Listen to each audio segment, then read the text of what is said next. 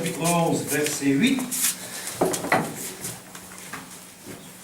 C'est par la foi qu'Abraham, lors de sa vocation, obéit et partit pour un lieu qu'il devait recevoir en héritage, et qu'il partit sans savoir où il allait. C'est par la foi qu'il vint s'établir dans la terre promise, comme dans une terre étrangère, habitant sous des tentes, ainsi qu'Isaac et Jacob, les cohéritiers de la même promesse. Car il attendait la cité qui a de solides fondements, celle dont Dieu est l'architecte et le constructeur. Amen. Nous avons dans la parole de Dieu de nombreux textes qui nous enseignent qu'un des signes les plus importants annonçant la venue en gloire du Seigneur Jésus, c'est le pays d'Israël, le retour du peuple d'Israël dans son pays. Un des signes les plus importants nous annonçant la venue de Jésus. Je prends la main, ça sera plus simple. Vous m'entendez mieux comme ça? Voilà. Vous avez remarqué avec moi dans l'Écriture cette expression, au verset 9, c'est par la foi qu'Abraham vint s'établir dans la terre promise. Qui a promis cette terre? Et pour qu'il la promette, elle devait au moins lui appartenir. Et à qui a-t-il promis cette terre? Nous savons que le créateur de la terre, c'est Dieu. Il est le propriétaire de la terre entière. Et il a promis à son peuple. Il l'a fait pour la première fois à Abraham. Dans Genèse chapitre 12, il a promis à son peuple cette terre. J'aimerais faire d'abord deux remarques avant d'aller plus loin dans le sujet. Le chrétien authentique, né de nouveau, à l'image de Dieu et à l'image de Jésus, ne peut pas être raciste. Vous dites pas Amen? Amen. Si vous dites Amen, c'est que vous êtes d'accord. Eh bien. Et nous devons veiller dans ce domaine. Vous savez que le Seigneur a aimé le monde, il a tellement aimé le monde, tous les peuples, qu'il a donné son Fils, afin que quiconque croit en lui ait la vie éternelle. L'apôtre Jean a eu la révélation de la gloire, et il a vu une foule nombreuse, des hommes de tout peuple, de toute langue, de toute nation, de toute tribu. Donc, le salut, il est pour tous, sans aucune distinction de race ou de rang social. La loi royale, selon l'apôtre Jacques, est celle-ci, tu aimeras ton prochain comme toi-même. J'ai voulu donner d'abord cette précision à cause de ce que je vais dire ensuite. Je le répète, le chrétien authentique ne peut pas et ne doit pas être raciste, mais aimer les hommes de tout peuple, de toute tribu, de toute nation. C'est avec Genèse chapitre 12 que commence l'histoire juive, quand Dieu, pour la première fois donc, a promis à Abraham de lui donner cette terre, ce pays qu'il ne connaissait pas. Dieu, je vous cite rapidement quelques textes. Dieu dit à Abraham, va-t'en de ton pays, vers le pays que je te montrerai. Cette promesse fut répétée plusieurs fois à Abraham et à ses descendants. L'Éternel fit alliance avec Abraham et dit, je donne ce pays à ta postérité, depuis le fleuve d'Égypte jusqu'au grand fleuve, au fleuve de l'Euphrate. Genèse chapitre 15. Je cite encore Genèse 17. Dieu parle à Abraham en disant, voici mon alliance que je fais avec toi. Je te donnerai et à tes descendants après toi le pays que tu habites comme étranger, tout le pays de Canaan, en possession perpétuelle. Abraham, Isaac et Jacob, et à leur postérité après eux. Ainsi parle l'Éternel dans Jérémie 27, le Dieu d'Israël, c'est moi qui ai fait la terre, les hommes et les animaux qui sont sur la terre, par ma grande puissance et par mon bras étendu, et je donne la terre à qui cela me plaît. Ce sont des textes bibliques que je cite. Encore Lévitique 25, l'Éternel parla à Moïse sur le mont Sinaï et dit, parle aux enfants d'Israël et tu leur diras, quand vous serez entrés dans le pays que je vous donne, les terres ne se vendront point à perpétuité, car le pays est à moi, dit l'Éternel, vous êtes chez moi. C'est surprenant cette remarque.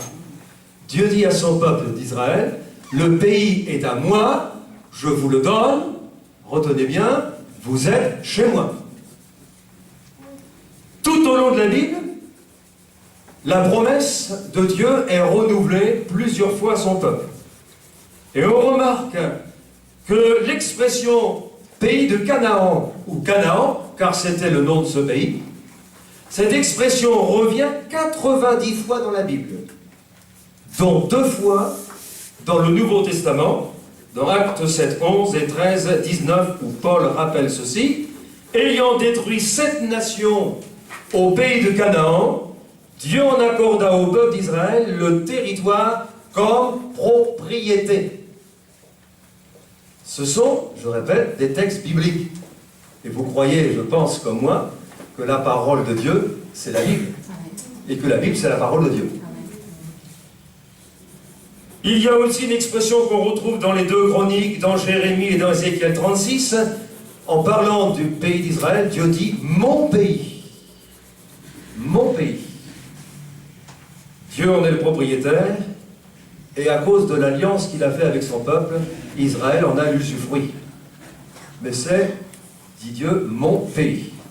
L'Écriture emploie plusieurs expressions pour parler de ce territoire que Dieu a donné à son peuple selon la promesse faite à Abraham, pays où coule le lait et le miel, la terre promise, nous l'avons lu dans Hébreux 11, 9, le pays du Jourdain, Psaume 42, le plus beau de tous les pays, Ézéchiel 20, la terre sainte, Zacharie 2, la terre d'Israël, Ézéchiel 11 et plusieurs autres références, les montagnes d'Israël, le pays d'Israël est cité 22 fois dans l'Ancien Testament et 2 fois dans le Nouveau, je l'ai dit tout à l'heure. Et quand l'apôtre Pierre résumera le ministère de Jésus quand il sera chez Corneille, il dira ceci, nous sommes témoins de tout ce que Jésus a fait dans le pays des Juifs. Acte 10, au verset 37 à 39. Nous sommes témoins de tout ce que l'Éternel a fait dans le pays des Juifs. Comme en 1967, je cite encore Ézéchiel d'abord, 34, « Je les retirerai d'entre les peuples, je les rassemblerai, et je les ramènerai dans leur pays. » Je crois qu'il nous faut bien prendre conscience, et attention, vous m'écoutez bien, je ne fais pas de polémique ni de politique, mais je parle d'événements actuels, de faits historiques aujourd'hui. Il est bon de noter que dans le texte biblique, vous n'avez pas une seule fois le mot Palestine. Malheureusement, il y a 2 versions où ce mot Palestine est à la place où elle ne doit pas être. Mais les traductions fidèles à l'original, il n'y a pas une seule fois le mot Palestine. Malheureusement, quelquefois il y a des titres de paragraphes où la carte de la Palestine au temps de Jésus, mais au temps de Jésus, la Palestine n'existait pas. C'était le pays de Canaan, et après, au temps de Jésus, le pays d'Israël. La première fois que ce mot Palestine a été utilisé, c'est par l'empereur romain Hadrien en l'an 134, après Jésus-Christ. Et l'histoire nous raconte tout simplement qu'il avait changé aussi le nom de Jérusalem en Aelia Capitolina. Pourquoi donc changer le nom d'Israël en mot Palestine? Pourquoi changer le nom de Jérusalem en Aelia Capitolina, eh bien le but avoué était celui-ci, faire disparaître toute trace de la civilisation juive. Et c'est pour cela que ce mot a été inventé, et il faut savoir quand même qu'il était absolument interdit aux Juifs, sous peine de mort, de se rendre dans Aelia Capitolina, la ville de Jérusalem. Faire disparaître toute trace de la civilisation juive. Palestine vient probablement du mot philistin, des ennemis perpétuels du peuple d'Israël, et on sait que les Philistins n'ont jamais été les maîtres du territoire d'Israël. Vous comprendrez, mes frères et sœurs, et je répète, je ne fais pas de politique, ni de polémique, mais j'aimerais que nous revenions à ce que l'Écriture nous enseigne. Vous comprendrez que pour les Israéliens, et en particulier nos frères et sœurs messianiques, qui ont accepté Yeshua, Jésus, comme leur Messie, entendre parler de territoire occupé, entendre parler de colonie, cela les peine énormément, parce qu'ils sont bien conscients, eux, dont la Bible est leur livre en particulier, que selon les promesses de Dieu, le propriétaire, ils sont chez eux. Or, malheureusement, les médias, à force de répéter sans cesse le mot Palestine, il en arrive même que, malheureusement, des chrétiens finissent par croire que les Juifs ne sont pas chez eux et qu'ils ont conquis un terrain qui ne leur appartient pas. Vous me suivez? Nous savons qu'après la destruction de Jérusalem et du temple en l'an 70 par le général romain des légions romaines Titus, la ville a été rasée, de nombreux juifs ont été massacrés, d'autres dispersés, et le pays d'Israël a été dominé successivement par les Romains, les Byzantins, les Arabes, les Croisés, les Turcs et enfin par les Britanniques, qui, après la loi qui a été votée par l'ONU en 1948, ont cédé la place à la terre d'Israël, au peuple juif. Et Ben Gurion, le 14 mai 1948, a déclaré officiellement la création de l'État d'Israël. Et mes frères et sœurs, permettez-moi de dire que cela est un fait très important, nous montrant que Jésus revient très bientôt. La naissance d'Israël, de l'État d'Israël, dans notre 20e siècle, nous sommes au 21e maintenant, et je le répète, un signe très important. Et si vous voulez savoir quelle est l'heure à l'horloge divine, eh bien regardez vers le Moyen-Orient, regardez vers le pays d'Israël. Ézéchiel dit ceci, je les retirerai d'entre les peuples. Nous savons que malheureusement le peuple de Dieu a été infidèle. Au lieu d'adorer le seul vrai Dieu, ils se sont tournés vers les idoles, ils se sont détachés de lui. Dieu les avait avertis par les prophètes que s'ils se détournaient de lui, ils seraient dispersés. Malheureusement, la parole des prophètes n'a pas été retenue. Ils se sont enfermés dans leur idolâtrie et Dieu a accompli sa parole. Ils ont été dispersés parmi les nations. Mais Dieu avait promis que s'ils revenaient à lui tout leur cœur, il les ramènerait dans leur pays. Je passe l'histoire, vous la connaissez, l'Ancien Testament nous la rappelle, mais il est écrit ceci dans Jérémie 24, « Je les regarderai d'un œil favorable, et je les ramènerai dans ce pays, je les établirai et ne les détruirai plus, je les planterai et ne les arracherai plus. » Dieu est le maître souverain de l'histoire. Et les hommes de ce monde, les autorités de ce monde, ne peuvent pas faire autrement et le contraire de ce que Dieu lui-même a établi dans son plan. Ils ont leur projet, mais c'est le projet de Dieu qui s'accomplira et qui s'accomplira parfaitement. Je le citais hier soir, Hitler avait dit, alors qu'il a organisé la Shoah où 6 millions de Juifs ont péri, dont 1,5 million d'enfants, il avait dit, quand j'aurai gagné la guerre, j'exterminerai la juiverie internationale. Bon, il a disparu, il n'existe plus, mais le peuple de Dieu est toujours là. Et il sera encore là à la fin des temps, que le nom du Seigneur soit béni. Il y a un texte d'Ésaïe que j'aimerais vous citer, qui dit ceci: « Qui a jamais entendu pareille chose? Qui a jamais rien vu de semblable? Un pays peut-il naître en un seul jour? Une nation peut-elle enfanter d'un seul coup ?» Eh bien oui, le 14 mai 48, c'est ce qui s'est passé. Une nation a été enfantée d'un seul coup. La parole de Dieu s'est réalisée, c'est le miracle de Dieu. Et pourtant,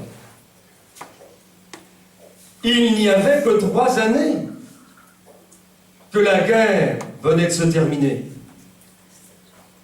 Et au cours de cette guerre, 6 millions de Juifs, je le rappelle, ont péri. Et qui aurait osé penser que seulement 3 ans après, l'État d'Israël serait créé? Non pas comme une autorité politique le voulait en Ouganda, en Afrique, mais dans la terre que Dieu lui-même avait choisie pour son peuple, comme l'Écriture nous le rappelle. Il y a un texte d'Ésaïe, chapitre 60, verset 8, qui nous dit ceci: « Qui sont ceux-là qui volent comme des nuées, comme des colombes vers leur colombier, pour ramener de loin tes enfants ?» Je répète, qui sont ceux-là qui volent comme des colombes vers leur colombier pour ramener de loin tes enfants? Vous avez déjà vu quelqu'un sur le dos d'une colombe? Qu'est-ce qu'il a vu, le prophète? Il a vu quelque chose qui n'existait pas. Et comment parler de choses qui n'existent pas? Quel langage employer? Eh bien, il se pose la question, mais qui sont ceux-là qui reviennent comme des colombes vers leur colombier pour ramener de loin tes enfants? Ben, les avions n'existaient pas. Et comment parler de choses qui n'existent pas? Personne ne parlait d'avion du temps d'Ésaïe. Et vous savez que lorsqu'il y a eu ce rapatriement de nombreux juifs éthiopiens, qui vivaient de façon ancestrale, quand ils ont atterri à Ben Gurion, à l'aéroport de Tel Aviv, certains ont déclaré: « On nous a fait monter dans le ventre de gros avions. » 14 807 juifs éthiopiens ont été rapatriés en Israël au moyen de 40 vols. En 36 heures seulement, on avait même enlevé les sièges pour mettre le maximum de personnes. Et il y a un texte quelque part, je n'ai pas noté, mais je l'ai en mémoire, où la Bible dit que parmi eux, la femme enceinte est celle qui est en travail, et pendant ces 40 vols, pendant ces 36 heures, 7 enfants sont nés dans les avions. Des détails de l'Écriture. Parmi eux, la femme enceinte est celle qui est en travail. Eh bien, Dieu le savait longtemps avant que les choses ne se réalisent. Alors que je me trouvais à Rio, au Brésil, j'ai eu l'occasion de parler avec un étudiant en théologie, qui en connaissait long, en théologie. Et dans la conversation, il m'a appris quelque chose que j'ignorais totalement, et je ne dis jamais publiquement ce que je n'ai pas d'abord contrôlé, voir si c'est bien vrai. Alors, arrivé à la maison, j'ai contrôlé si c'était bien vrai, j'ai découvert que c'était vrai. Savez-vous d'où vient le mot avion? Moi, j'en savais rien. Alors, j'ai regardé, et voici ce que j'ai trouvé. Clément Ader, bon, ça on s'en souvient quand on était à l'école, hein, mais enfin, les années passent et on oublie beaucoup de choses. Hein. Clément Ader, qui est considéré comme le père de l'aviation, donna en 1897 pour la première fois le nom d'avion au premier appareil volant propulsé par ses propres moyens. Et pourquoi avion? Eh bien, il a pris tout simplement la première lettre de chacun de ces mots. A, appareil. V, volant. I, imitant. O, l'oiseau. Et N, naturel. Et voilà comment il a fabriqué ce mot avion. Alors j'ai regardé un petit peu plus, et dans mon dictionnaire Larousse, j'ai découvert que le mot avion vient du latin avis, qui veut dire oiseau. Qui sont ceux-là qui reviennent comme des colombes vers leur colombier pour ramener de loin tes enfants? Vous savez, les prophètes ont dit des choses qu'ils ne comprenaient pas, mais ils étaient inspirés par le Saint-Esprit. Mais nous avons le privilège de voir aujourd'hui des choses se réaliser. Et mes frères et sœurs, on n'a pas besoin de ces choses pour croire que la parole de Dieu est la vérité, nous le croyons déjà tout notre cœur, Mais, mes frères et sœurs, ceci nous encourage en ce sens que la parole de Dieu s'accomplit et qu'elle s'accomplira toujours. La Bible dit quelque part, Dieu veille sur sa parole pour l'accomplir, que son nom soit béni. Alors, l'Écriture dit ceci, je les planterai et ils ne seront plus jamais arrachés du pays que je leur ai donné. Le verbe donner est employé plus de 1800 fois dans la Bible et plus de 150 fois par rapport à la terre que Dieu a donnée à son peuple d'Israël. Et vous avez remarqué cette expression que j'ai soulignée tout à l'heure quand l'apôtre Pierre chez Corneille annoncera le message de l'Évangile et résumera le ministère de Jésus. Nous sommes témoins de tout ce qu'il a fait dans le pays des Juifs. Quelle est notre référence à nous, chrétiens? Ce que les autorités de ce monde décident? Ce que les médias nous rappellent, nous racontent sans cesse? Ou ce que dit la Bible? Quelle est notre référence? C'est ce que dit la parole de Dieu. Il faut savoir quand même, historiquement, que lorsque, en 1967, l'armée de Tsahal d'Israël a reconquis la Samarie et la Judée, des termes bibliques, que l'on a surnommés dans le monde la Palestine, eh bien, ils étaient ces territoires occupés par les Égyptiens et les Jordaniens. Et une autorité américaine a dit, et comprenez bien dans quel sens je le dis, c'est pas de la politique ni de la polémique, mais il faut comprendre, et ce que la Bible dit, que le peuple palestinien que nous devons aimer, et pour lequel nous devons prier, c'est un peuple qui a été inventé. Mais tous ces gens que Dieu aime et qu'il veut sauver, ce sont des Syriens, des Jordaniens, des Irakiens, des Égyptiens. Les médias, il faut le comprendre mes frères et sœurs, sont orientés par l'esprit de l'Antichrist. Et si vous êtes attentifs, vous remarquerez qu'aujourd'hui, bien des nations sont en train de s'opposer au peuple d'Israël. Et nous allons vers l'accomplissement où la Bible dit que toutes les nations, des armées de toutes les nations viendront attaquer Jérusalem. Et c'est là que, se voyant presque sur le point d'être écrasés, qu'ils invoqueront celui qu'ils ont percé, et que le Seigneur les délivrera. Amen.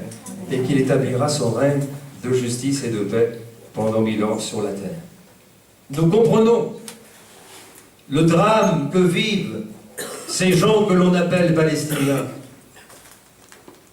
Ils sont malheureusement, pour beaucoup, manipulés par des autorités inspirées par l'esprit des ténèbres pour s'opposer au plan de Dieu, pour s'opposer au peuple de Dieu. Mais l'accomplissement des prophéties est inévitable, et en tant que chrétiens ayant pour base de notre foi la parole de Dieu, nous n'avons pas la même vision des gens du monde, des temps que nous vivons et de l'avenir.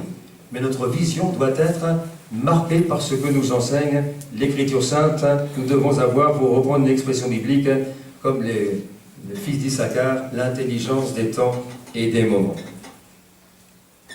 Choisi par Dieu, souverain, créateur, maître de la terre, de l'histoire et des hommes, choisi par Dieu, le peuple d'Israël est depuis de nombreux siècles sur la liste noire du diable. Vous connaissez l'histoire du livre d'Esther? Permettez-moi de vous rappeler simplement ces quelques mots. 5 siècles avant Jésus-Christ, un certain Haman, ça vous rappelle, avait déjà comploté l'extermination du peuple juif. L'Écriture dit, Haman dit au roi Assuérus, il y a dans toutes les provinces de ton royaume un peuple dispersé à part, parmi tous les peuples, ayant des lois différentes de celles de tous les peuples. Il n'est pas dans l'intérêt du roi de le laisser en repos. Si le roi le trouve bon, qu'on écrive lors de les faire périr, il voulait détruire tous les Juifs qui se trouvaient dans tout le royaume d'Assuérus. Mais vous savez quelle merveilleuse délivrance Dieu a donnée à son peuple. in extremis. Dieu est intervenu. Comment il est intervenu? Par une nuit blanche. Eh oui, d'une façon tout à fait banale. Mais quand on lit le récit, on voit la main de Dieu qui est souverain et qui veille sur ceux qui lui sont attachés. L'antisémitisme, le racisme dirigé contre les Juifs n'est malheureusement pas mort avec Haman. Il s'est poursuivi au cours des siècles et il se poursuit encore aujourd'hui. J'aimerais lire avec vous dans le psaume 83. Psaume 83.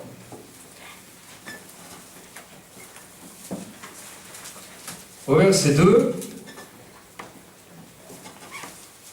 Psaume 83, verset 2.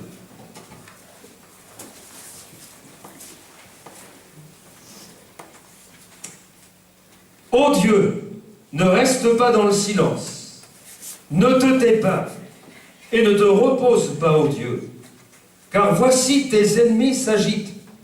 Ceux qui te haïssent lèvent la tête. Ils forment contre ton peuple des projets pleins de ruses, et ils délibèrent contre ceux que tu protèges. Écoutez bien.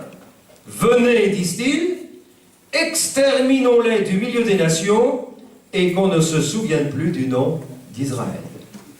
Ça vous dit rien? Exterminons-les du milieu des nations, et qu'on ne se souvienne plus du nom d'Israël. C'est le langage qu'on entend encore aujourd'hui. Et si vous avez bonne mémoire, quand il y a eu la guerre des 6 jours en 67, vous vous souvenez qu'on avait vu dans le journal télévisé des affiches, tous les Juifs à la mer. Et puis, il n'y a pas si longtemps, un chef d'État du Moyen-Orient, devant les médias du monde entier, à la tribune de l'ONU à New York, a dit, je cite exactement, que l'Holocauste était un mythe, qu'Israël était une tumeur au Moyen-Orient et qu'il fallait rayer Israël de la carte. Ça, ce sont des faits contemporains. Ce sont des faits contemporains. Et vous avez marqué au psaume 83, voici tes ennemis, ô Dieu, tes ennemis s'agitent, ceux qui te haïssent lèvent la tête, ils forment contre ton peuple des projets pleins de ruses, ils délibèrent contre ceux que tu protèges. Venez, disent-ils, exterminons-les du milieu des nations, qu'on ne se souvienne plus du nom d'Israël. Un haut responsable israélien a dit ceci, et il n'est pourtant pas chrétien, et il a vu juste, le combat pour Jérusalem n'est pas un combat territorial, c'est un combat spirituel. Et ça, il faut bien le comprendre, mes frères et sœurs. Il y a un combat contre les forces des ténèbres pour s'opposer au plan de Dieu. Mais c'est le Seigneur qui triomphera, parce qu'il est le maître souverain de l'histoire. Les Écritures abondent de promesses liées à la restauration ultime de la nation d'Israël qui finira par reconnaître et accepter Yeshua comme son Messie et son Sauveur. Et cette restauration aura lieu juste après la grande tribulation dont l'Écriture nous parle et qui malheureusement créera bien des souffrances à ceux qui ne seront pas enlevés avec le Seigneur Jésus dans sa gloire. Voici ce que dit l'Écriture dans Zacharie 12, « Je ferai de Jérusalem une pierre pesante pour tous les peuples. Tous ceux qui la soulèveront seront meurtris, toutes les nations de la terre s'assembleront contre elle. En ce jour-là, je m'efforcerai, dit l'Éternel, de détruire toutes les nations qui viendront contre Jérusalem. Je répandrai sur la maison de David et sur les habitants de Jérusalem un esprit de grâce et de supplication, et ils tourneront les regards vers moi, celui qu'ils ont percé. » Je disais hier soir, en quelques mots, que dans le texte original, ce n'est pas celui. Ils tourneront, littéralement, c'est ils tourneront les regards vers moi, Aleph et Tav, qu'ils ont percé. Aleph et Tav, c'est la première et la dernière lettre de l'alphabet hébreu, et on rejoint l'Apocalypse 1.8, quand Jésus dit « Je suis l'alpha et l'oméga », la première et la dernière lettre de l'alphabet grec. Ils tourneront les regards vers lui, Jésus. Ils le reconnaîtront Jésus comme leur Messie et comme leur Dieu, et le Seigneur les délivrera, que son nom soit béni. La Bible dit ceci, l'Éternel, c'est-à-dire Jésus-Christ, paraîtra, il combattra ces nations, ses pieds se poseront en ce jour-là sur la montagne des Oliviers, qui est vis-à-vis de Jérusalem, du côté de l'Orient, et l'Éternel sera roi de toute la terre. Amen. Jérusalem sera la capitale mondiale spirituelle pour 1000 ans. C'est ce que l'on appelle communément le millénium. Il n'y aura plus de guerre, il n'y aura même plus de férocité animale. L'être humain retrouvera une longévité de vie, comme au premier temps, puisque la Bible dit, celui qui mourra 100 ans sera jeune. Mes frères et sœurs, on ne peut pas entrer dans tous les détails, ce serait trop long. Mais permettez-moi de souligner que Dieu est le maître souverain de l'histoire. Et que nous devons regarder ce qui se passe là-bas. Parce que c'est un des grands signes des derniers temps, nous annonçant que Jésus est à la porte. Maintenant, prions. Prions pour ceux qui s'opposent à Dieu. Car Dieu veut que tous soient sauvés. Dites-moi, est-ce que vous auriez accepté comme membre de l'Église très facilement un certain Saul de Tarse? Pour l'introduire au milieu des apôtres, il a fallu qu'un certain, je ne sais plus oublier son nom, c'est pas... Ananias, oui. Non, Barnabas. Ananias, c'est pour prier pour lui. Un certain Barnabas qui a dû le faire intervenir parce que certains avaient peur qu'il soit en quelque sorte la 5e colonne. Mais Dieu a touché son cœur à Saul de Tarse. Il était farouchement opposé aux disciples de Jésus. Il les persécutait. Il a approuvé le meurtre du premier martyr chrétien, Étienne. Et il poursuivait les chrétiens pour les amener à Jérusalem. On sait ce qui s'est passé sur le chemin de Damas, comment Dieu s'est révélé à lui. C'est pourquoi nous devons prier, même pour les pires ennemis du peuple d'Israël. Nous n'avons pas le droit, mes frères et sœurs, d'être racistes. Comme Dieu, comme Jésus, nous devons aimer tous les hommes. J'ai eu l'occasion à Bethléem de rencontrer des pasteurs arabes palestiniens, c'est comme ça qu'on les appelle, les Palestiniens, évangéliques. Nous avons passé quelques heures ensemble dans une communion très fraternelle. Nous avons passé d'excellents moments. J'ai eu l'occasion de passer aussi quelque temps avec des pasteurs arabes israéliens, pasteurs évangéliques, et ils nous ont demandé de prier pour eux. Parce que quand un arabe ou un palestinien arabe ou israélien accepte Jésus comme son sauveur, il est souvent rejeté par sa famille. Quand il n'est pas persécuté, et il souffre beaucoup. Il souffre beaucoup. Quelques semaines avant que nous étions là-bas, un jeune de 32 ans, un jeune chrétien évangélique, un arabe, a été abattu froidement, laissant une jeune veuve avec 2 enfants. Prions pour eux. Prions pour tous les hommes. Sans aucune distinction, Dieu veut que tous soient sauvés, mais l'Écriture, c'est la parole de Dieu, et l'Écriture s'accomplit, et elle s'accomplira. Amen. Je disais hier matin à Toulouse qu'il n'y a pas longtemps, dans un hôtel, j'ai remarqué que dans le couloir, une femme de ménage qui était là, manifestement une femme arabe, avec le voile, et rentrant dans ma chambre, j'ai dit, Seigneur, si tu la cherches, permets-moi de la rencontrer, parce que je n'allais pas courir dans toutes les chambres savoir où elle était. Et je sors pour mettre les affaires dans la voiture, je vois cette femme dans le couloir. J'ai été la trouver, et je dis, Madame, est-ce que... D'abord je lui ai dit, bonjour, bien sûr, est-ce que vous me permettez de vous offrir un livre? Et j'ai dit tout de suite la couleur, qui a pour titre Jésus. Vous savez ce qu'elle m'a répondu? Pourquoi pas? Et je lui ai donné le livre, elle m'a remercié de lui offrir ce livre. Mes frères et sœurs, veillons, veillons. Nous devons avoir les sentiments qui étaient en Jésus. Nous devons aimer tous les humains, quels qu'ils soient, et quelle que soit leur vie, car je termine par cette parole de l'Écriture, Dieu veut, vous connaissez la suite, que tous les hommes soient sauvés. Amen. Alors témoignons sans aucune distinction, et souvenons-nous que l'histoire d'Israël, l'histoire contemporaine d'Israël, c'est l'accomplissement des prophéties bibliques. C'est un grand son de trompette qui nous dit Jésus revient bientôt.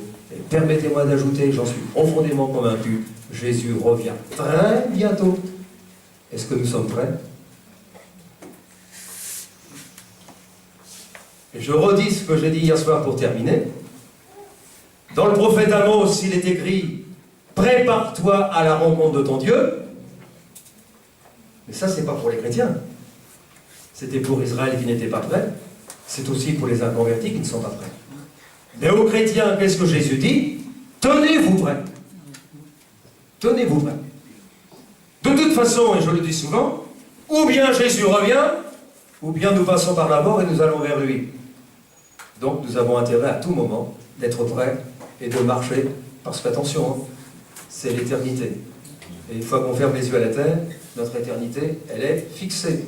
Irrémédiablement, on ne peut plus la changer. Es-tu prêt? Voilà la question. À chacun d'y répondre. Que le Seigneur vous bénisse. Amen.